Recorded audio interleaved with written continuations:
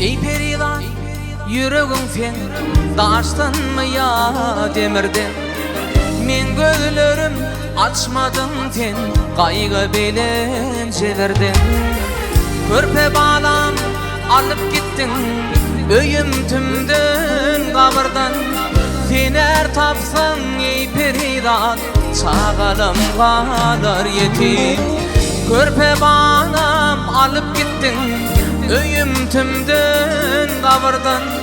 Fener tapsan ey peridan, çağalım kalar yetim.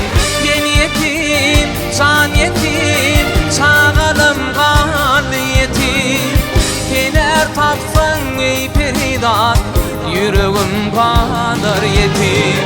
Men yetim, can yetim, çağalım kalar yetim. Fener tapsan ey peridan, çağalım kalar yetim.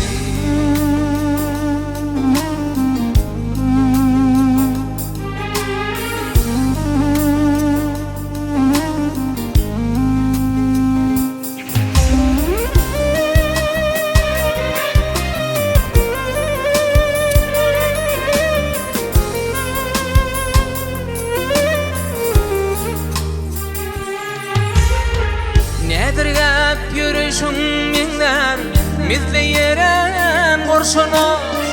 İnni bana geregin yok, kızıl bolsun duruşunu. Mine inni bidar boldum, sessiz kancı kurşunu. İki dünyamı dinledim, çağalım kalı yetim.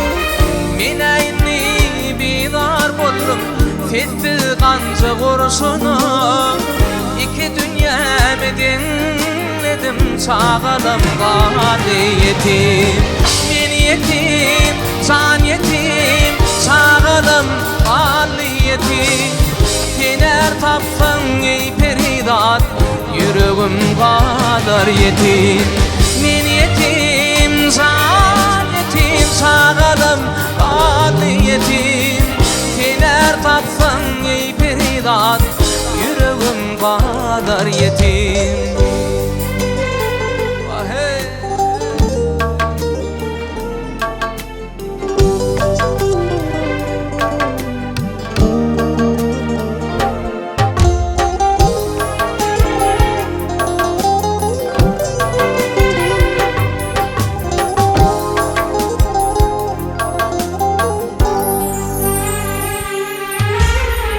Aydar öpar bu işlere, keyde aklım satar mı?